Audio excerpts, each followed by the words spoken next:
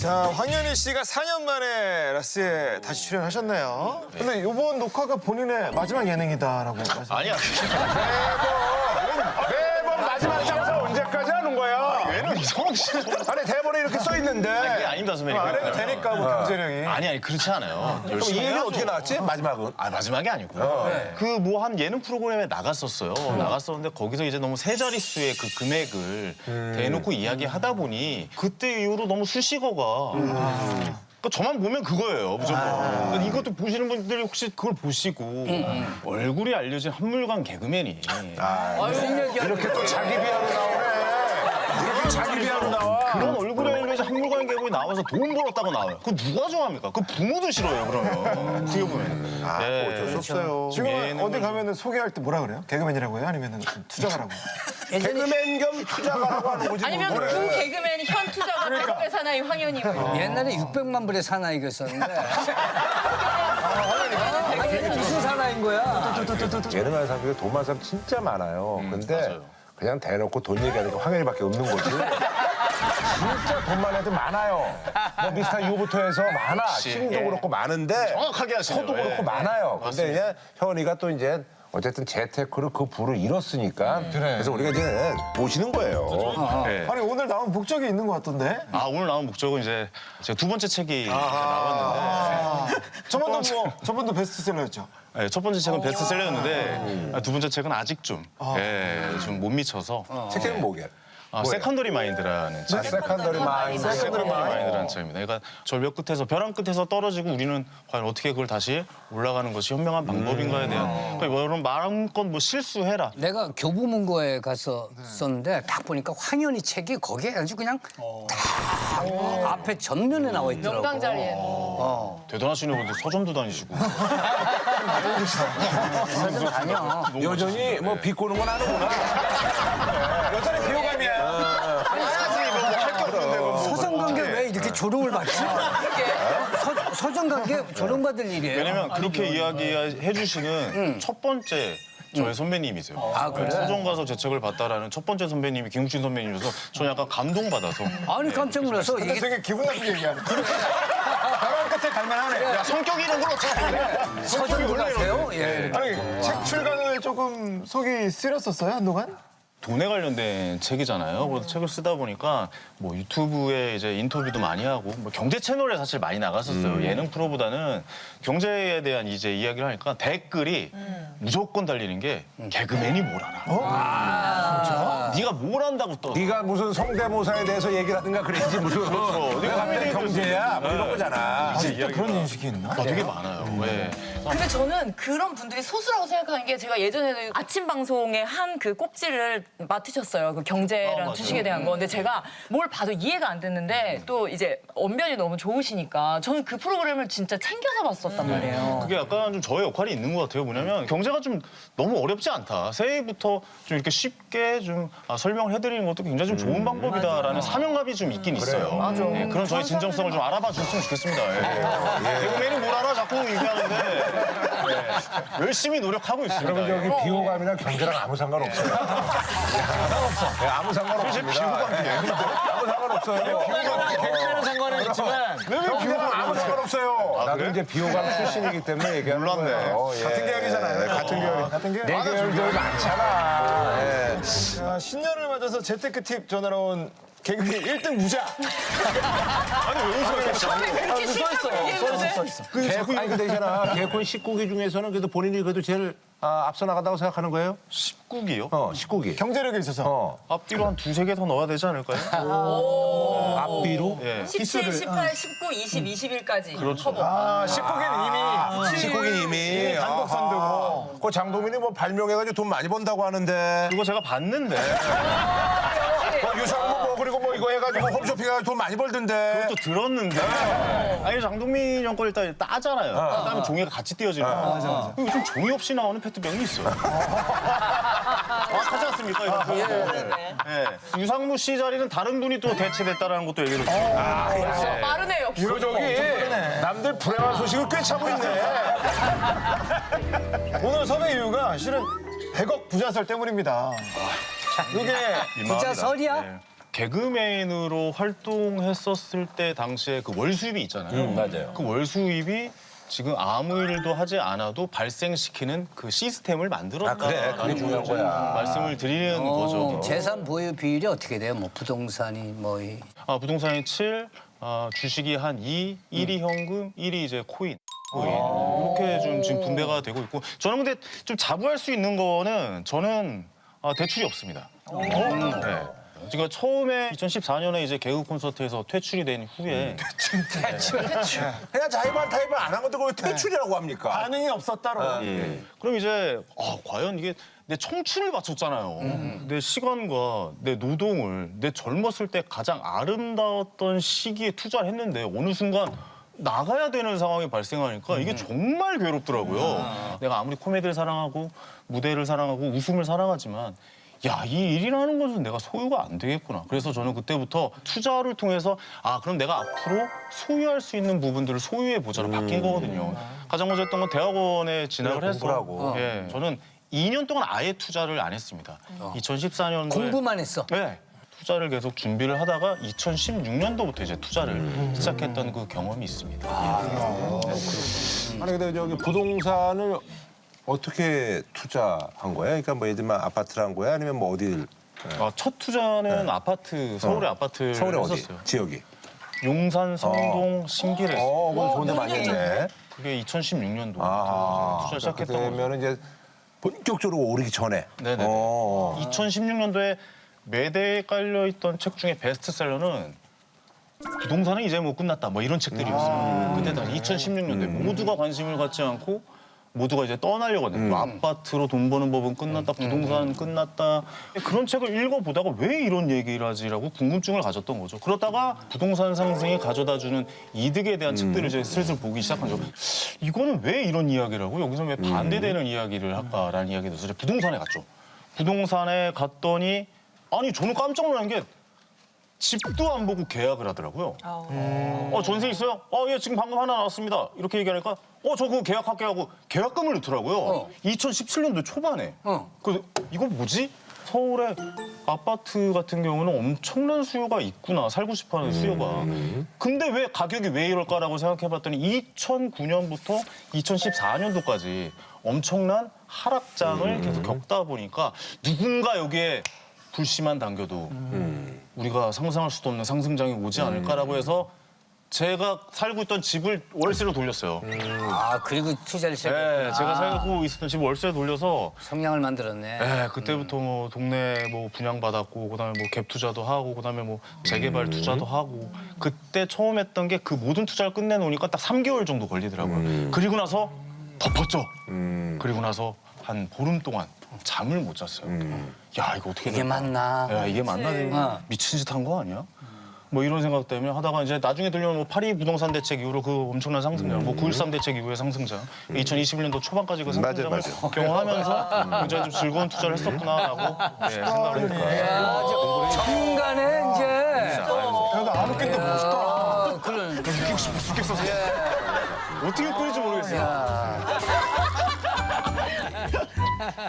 황금알을 낳는 현이 그래서 황현이라고 해봤는데 어때요? 100억 자산가보다는 그래도 황현이. 황현이. 예, 홍현이만 아니면 돼. 홍현이만 아니면 돼.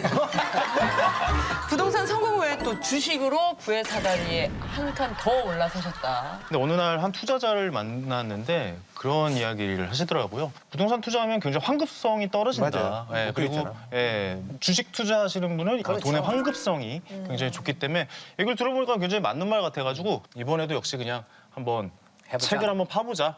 파보자라고 해서 뭐 이제 서점에 가서 그때부터 책을 엄청나게 또 공부한 거야? 네, 그때부터 뭐 월과의 영웅들부터 시작해서 뭐 이런 책들 다 섭렵하니 이게 경제라는 게 이런 흐름으로 이런 패턴으로 돌아가겠구나라는 생각이 들었어요. 예, 이제 그러니까 밀가루 대두 가격까지 찾아보면은 막 이런 거지. 그러니까 다 그 끈이 연결이 되어 있거든요. 그리고 주기가 보이는구나. 그렇죠. 결국 우리가 패션은 돌고 돈다라는 이야기를 많이 하잖아요. 근데 뭐 예를 들어서 우리가 주구장창 한 10년 힙합 이후면은 돌다가 한 번은 패셔니스타가 되는 거예요. 사실 그렇잖아요. 그렇지. 맞아. 근데 어떤 한 지점을 꽂아서 맞아. 한 번 돌면은 이 상승 사이클에 걸린다는 거죠. 근데 그 유행하는 사이클만 계속 쫓아다닌다고 생각하면은 이 상승장은 우리는 안 오는구나. 만날 수가 없는 거죠. 그러니까 우리는 초보인 우리가 해야 되는 투자는 상승장의 길목을 지켜서 상승장과 같이 타고 올라가는 이런 투자를 해야 된다라는 것이고 좀 첫 큰 이유 중에 하나예요. 주식은 어땠어요? 그렇게 해서 했어.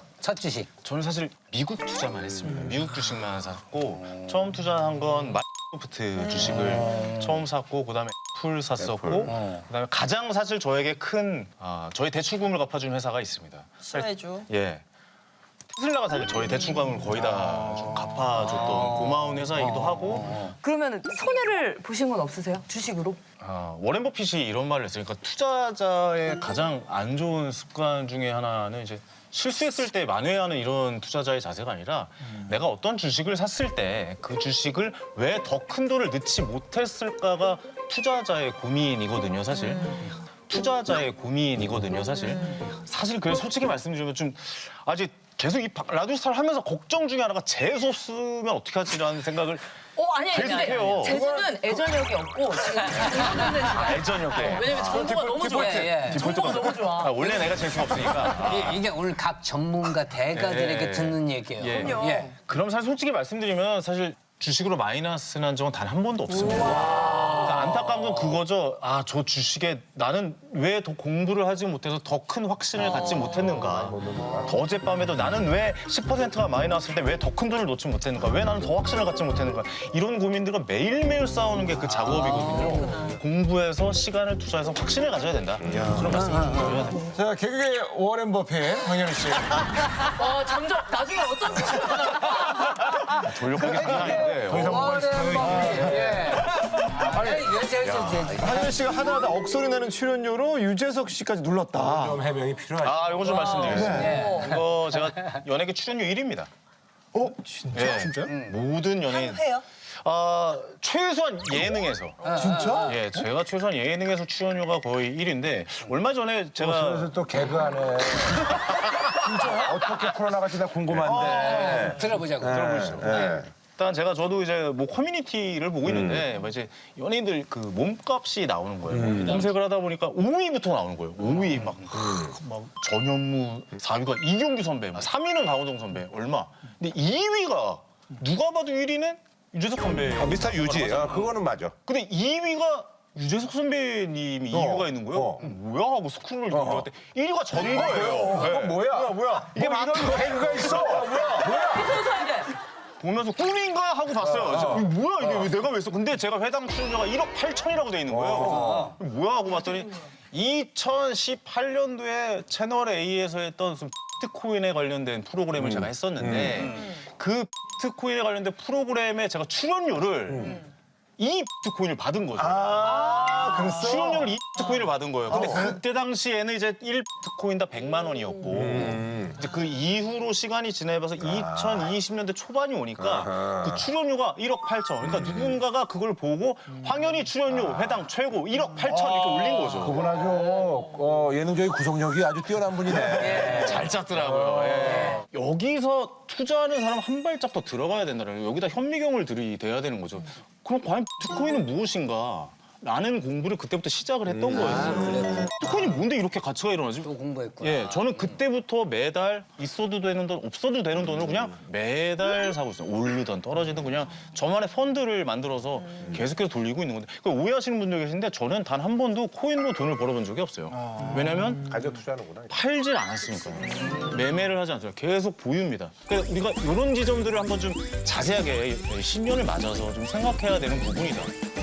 우리 이제 황현희 씨가 말이죠 오늘 라스 시청자들 위해서 여러 가지 이제 팁을 준비했는데 이제 부동산 팁하고 이제 주식 팁을 이제 간략하게 좀 소개해 주시죠. 저는 부동산 같은 경우에는 일단 내 동네에 뭐가 있는지는 다 알아야 된다. 뭐 지나가다가 이 땅은 왜 비어 있지? 뭐 이런 거 있잖아요. 뭐 야 이쪽은 건물이 다 무너져 가는 것 같네. 막 이런 쪽은 이제 재개발 쪽이 아무래도 유리하겠고 누가 봐도 입지가 좋은데 풀이 무성하게 자라 있으면 곧 개발을 앞둔 지역이다라고 생각을 하셔야 되고 일단 이 건물을 스타벅스를 어떻게 입점시켰지? 막 이런 거를 전체적으로 한번 떠올려 보시고 저는 부동산과 연애를 하셔야 된다라고 그럼 이야기를 어떻게 할 하거든요. 수 있는? 궁금하게 되면 어떻게 할 수 있는? 부동산에 가서 물어봐도 되고. 아, 부동산에 물어봐도 되고 공시지가를 찾아봐도 되고 어떻게 입점지 사장님 계시냐고 해서 여쭤봐도 되고 방법은 굉장히 많고 이제 그런 이야기들이 나오면 이제 소문이 또 돌기 시작하거든요. 그 지역 상가 연합회 뭐 또 이런 게 있어서 그분들도 참 창피할 게 없어요. 그냥 많이 찾아가는 다니면서 이제 겁니다. 귀토를 들어야 되고. 근데 이제 사실 그런 게 있어. 강남에 태어난 사람들은 보던 땅들이 강남이야. 맞아요. 그게 그러니까 중요해요. 부동산 태클을 거기다 해. 맞아요. 저는 원래 고향이 연신내예요. 연신내. 용산에다 터를 잡아서 근데 너무 왜 잘안 자꾸 가죠. 용산인 척했지 고향이? 봐봐요. 그게 뭐예요? 용산 저를 어떻게 하는 거예요? 고향이 용산이세요. 그러니까 용산인 척. 나 용산인 척. 그치? 그런 뉘앙스로 얘기하네. 좀 불편했어. 좀 불편했어. 고등학교 초원 나왔어요. 초원 나왔구나. 그쪽 출신이고 그쪽에 있다 보니까 아무래도 야 이쪽이 어떻게 맞아. 변해가고 어떻게 개발되지. 개발이 되고 맞아. 어떻게 시간이 걸려가고 이런 거는 내가 관심이 많아야 되는 거거든요. 그러니까 예를 들어 뭐 내가 요즘 재건축 아파트에 관심이 많다면 동네부터 살펴보고 여기서 대장은 어떤 아파트인가부터 가격을 찾아보시고 그리고 외워야 됩니다. 재건축이 좋다면 뭐 우리 맨날 다니는 여의도 뭐 시까지부터 해서 그 뒤에 그냥 뭐 길 건너서 뭐 용산에 그 옆에 한강에서 그러면 그 건너 반포도 맞아. 반포 주거. 그럼 그 옆에 압구정동 압구정 막 이런 데 가야 돼. 그 옆에 잠실 주고 그 옆에 올림픽 세야 다 살펴봐야 그 중에서 계속 가격을 확인하는 거죠. 왜냐면 우리 연애할 때도 밥 먹었어? 뭐해? 뭐 이렇게 한 번 확인해야 무슨 일이라도 생길 거 아니에요. 근데 아무 일도 안 생기고 이따가 아파트가 올랐대 해가지고 깨가지고 그때 확인해보면 이미 많이 올라있는 상황이라는 거죠. 그렇기 때문에 밥 먹었어? 뭐 이런 식으로 확인을 해야 우리가 원하는 가격에 잡을 수 있다. 황현희 씨에게 좀 묻고 싶은데 요즘에 국내 경기가 많이 침체되어 있잖아요. 이럴 때도 황현희 씨 투자는 계속 진행 중입니까? 아 그럼요. 사실 투자는 침체일 때 하는 게 맞다라고 생각을 하거든요. 그러니까 굉장히 좀 신중하게 접근을 해야 돼요. 저는 굉장히 좀 보수적이거든요. 이런 투자의 관념이 있어서 계속 오랫동안 지켜봤다가 그 시작점이 언제인가에 대해서 같이 이야기 나누고 항상 그래서 뭐 전태현 씨 말씀하신 것처럼 진선이요. 진짜 죄송합니다. 아니 경제를 그렇게 잘하면 제 이름을 자꾸 못 외워요. 죄송해요. 왜냐면 전세 이런 거에 관심이 많아요. 전세 매매. 월세현 씨 안 한 게 어디예요? 전세현 씨야? 아이고. 그 이제 주식이라는 거는 어떤 회사랑 엮이면서 어떤 회사가 이제 치고 올라오느냐 이런 상하가 있기 때문에 그런 회사가 뭐부터 엮일까에 대한 생각을 미리 미리 하는 게 좋다. 준비하셔야 된다. 왜냐하면 우리 미래 아이들은 AI 시대를 살아야 돼요. 여기를 생각을 해보셔야 되는 거예요. 이제 우리가 열려있는 생각을 해서 과연 AI와 어떤 산업이 엮여야 되는 것이냐에 대해서 생각을 해봐야 되죠. 그래서 저는 이 연관된 회사를 제 방 화이트보드에 한 60개 기업을 적어놨거든요. 저는 이 중에서 AI 기들은 기술을 갖고 있는 몇 개 안 되는 회사에 집중될 수밖에 없다라고 생각을 하기 때문에 하나씩 지워나가는 공부를 저도 스스로 하고 있는 거예요. 근데 이런 공부를 한 번씩 뇌피셜을 한번 보면서 야 과연 어떤 산업이랑 엮일까? AI랑 불교랑 엮이면 어떨까? 앞으로의 신성모독 아니에요?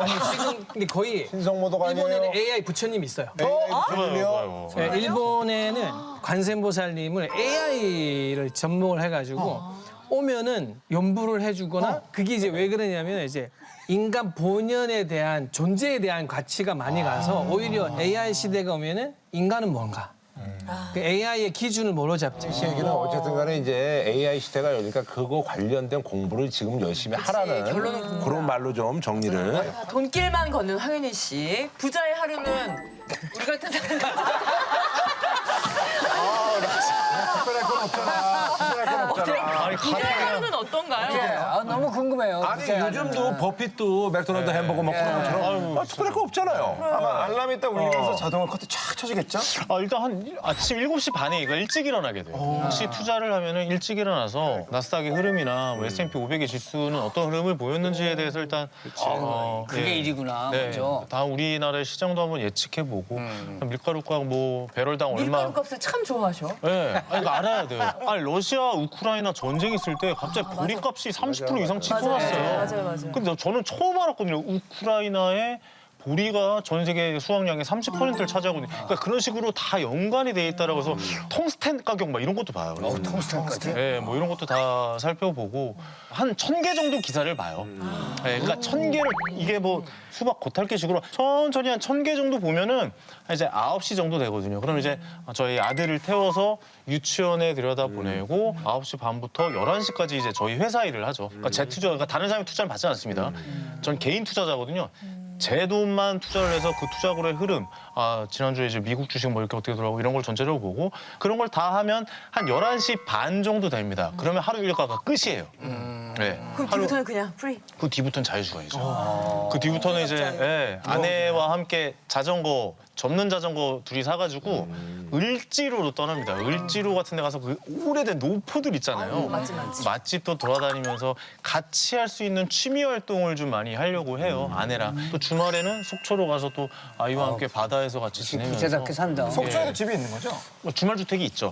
네, 주말주택도 아내와 상의해서 경매를 또 같이 도전을 하거든요. 그래서 아내 이제 다음 생일 선물은 뭘 해줄 거라는 이야기인데 보통 아내들은 그런 얘기 하잖아요. 무슨 뭐 명품 가방 뭐 이런 거 얘기하는데 월세가 한 100만 원 정도 나오는 오피스텔을 같이 경매를 받자라고 이야기를 했어요. 선물로.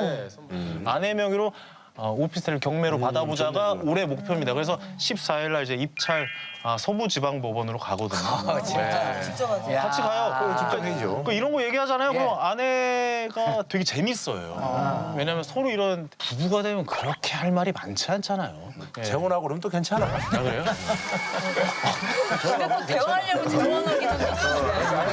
경험해 보지 않은 인생이라 뭐 드릴 말씀이. 예. 저런 소소한 것들 같이 투자로서 또 그래. 공유하니까 이게 또 굉장히 좀 즐겁더라고요. 그래서 맞아. 이런 경제를 너무 어려워하지 마시고 이런 소소한 취미로 활용하셔도 좋은 대화의 장이다. 이렇게 좀 말씀드릴 수 있을 것 같아요.